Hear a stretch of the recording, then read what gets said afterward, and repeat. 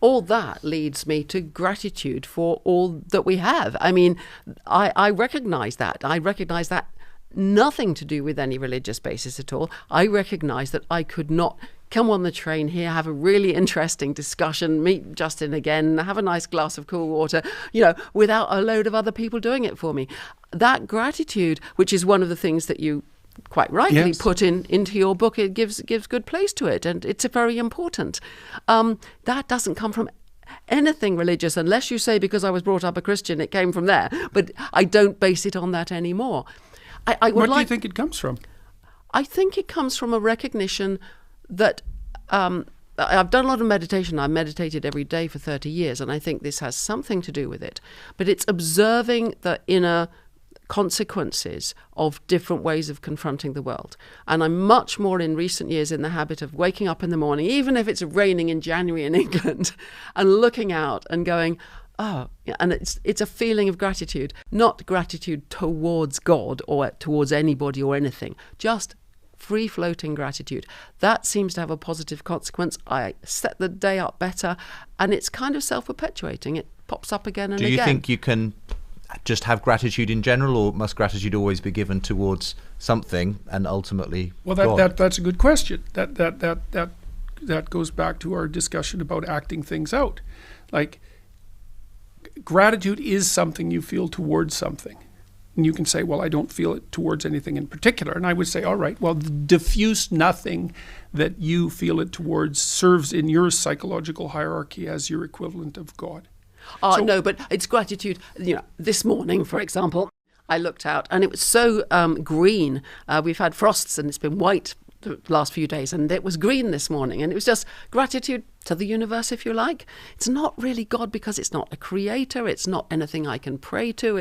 I know. Why feel gratitude towards it then? I don't know, but I find That's fine. First and foremost, gratitude belongs to God, not the universe or Mother Nature. No, we give thanks to God in the name of the Lord Jesus. Ephesians chapter 5, verse 20 says, giving thanks always for all things, notice this, unto who? The universe? Mother Nature? No, unto God and the Father in the name of our Lord Jesus Christ. But when horrible things happen to me, or I feel, or I read some terrible thing going on in the world, yes, those are tragedies going on in the world, my response is, nothing matters. It's all empty and meaningless. This is how the world is. Get used to it. Get on with it, girl. That sounds like a very Zen Buddhist way of dealing. I guess it is. Meaning. Well, it's a paradoxical way, though. It is kind of paradoxical. The first part of that is nihilistic, and the second part isn't. So how do you reconcile those two things? Why get on with it, girl? Because, well, here's another thing. I've often done this with my students. Let's suppose you become nihilistic. Nothing matters. There's no point in doing that. I think we live in a pointless universe. It doesn't matter what you think. What are you going to do? And I say to them, like William James in his wonderful thing about getting up in the morning, but that's a slightly different point that he makes there. There is no point. But I say to them, okay, tomorrow morning, when you wake up, think it's all pointless. There's no point in doing anything. Now, what are you going to do? Well, actually, you're going to need to go to the loo. You're going to get out of bed and you're going to go to the bathroom. And when you're there, you'll think, actually, I'm hungry. I think I want to go down to the kitchen. I probably should put my slippers on. Why don't I get dressed? You go and have something to eat. And then you think, I'm bored. And you go to university and go into your lectures. In other words, the way in which you live is going to completely contradict your worldview. Life is meaningless. There is no purpose. Nothing matters. Therefore, I'm going to wake up, use the bathroom, eat breakfast, and then head off to the university so I can preach and promote the pointlessness of existence to my students. And, we are not creatures who will just not do anything. To me, to go through that process, which I've done in the past a lot, and it's just natural now, is a very positive way of living. To accept the meaningless and ultimate emptiness of everything. So, according to Susan Blackmore, a pointless existence is a positive experience. Not that what she thinks matters, but it's worth highlighting. and accept that this creature here, this thing, this evolved creature just will get on with life.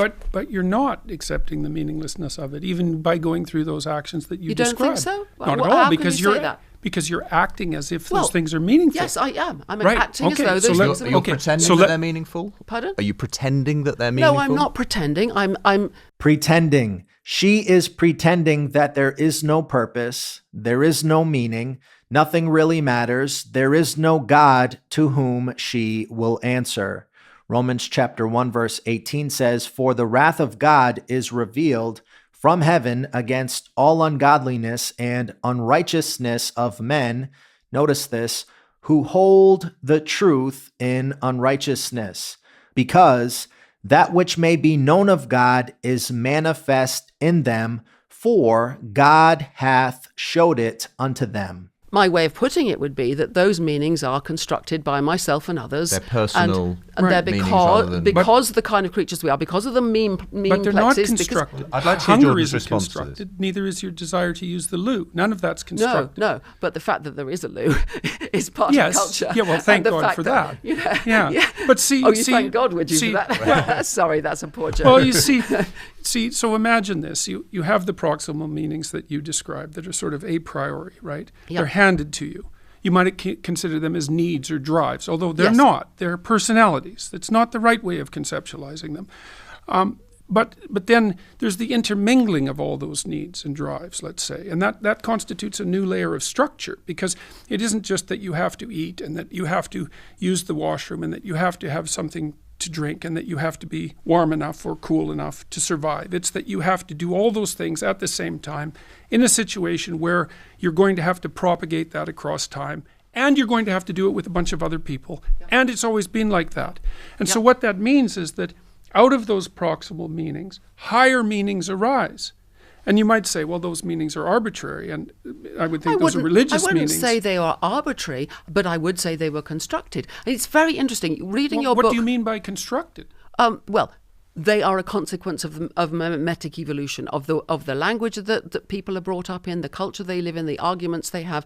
I mean, What about the biology that they're given? well, we start with the biology, and the memes build on top of that. Nah, Culture the builds memes are on top. biology too. Well, by definition, they are. Well, See, this is the thing. I would follow Dawkins in saying, well, talk about genes as biology, talk about memes as culture. That's all I meant by dividing that. But let me say this. Yeah, but I don't accept that division. But I want to get back to what we're saying about division. meaning. Reading your book made me think a lot about what you mean by meaning, and your claim that we should have a meaningful life or strive for a meaningful life, that meaningfulness is important.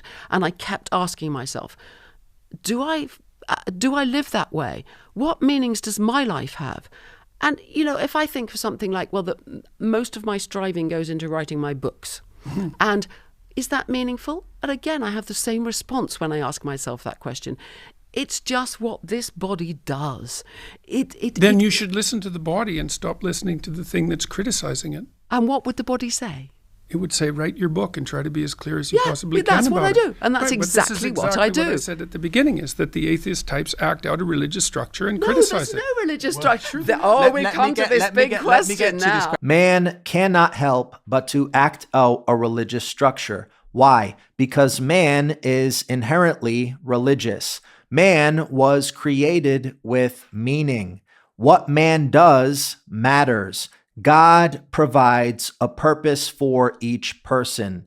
Colossians chapter 1 verse 16 says, "For by him were all things created, that are in heaven and that are in earth, visible and invisible, whether they be thrones or dominions or principalities or powers." Notice this, all things were created by him and for him. And this is what you're doing in your life. You're acting out the logos, right. Susan. That's what you're doing. You're writing books to illuminate the world. Yes. You say, And well, I that's don't not believe coming in from that. a place Yes, of, you of do. meaninglessness. Don't you think it's kind of offensive to say to me that I'm not an atheist when I am? Why don't answer me this question? Why do you think I don't go around murdering people? Why do you think I go around trying to be I don't know you well enough to know. Yes, I could have done some. I think You're quite often right, the I reason could that have done- people don't do it is because they're too cowardly. Oh, that could be a reason. It could be that I don't murder people. I'd really No, love I'm not to. necessarily saying No, it's a possible one. It's All in right, fact all right. highly likely at Yes. some times in your life But if you're a it's normal very- person. Life without God is life without hope. Man cannot fulfill his intended purpose without considering his creator. Revelation chapter 4, verse 11, Thou art worthy, O Lord, to receive glory and honor and power. Why?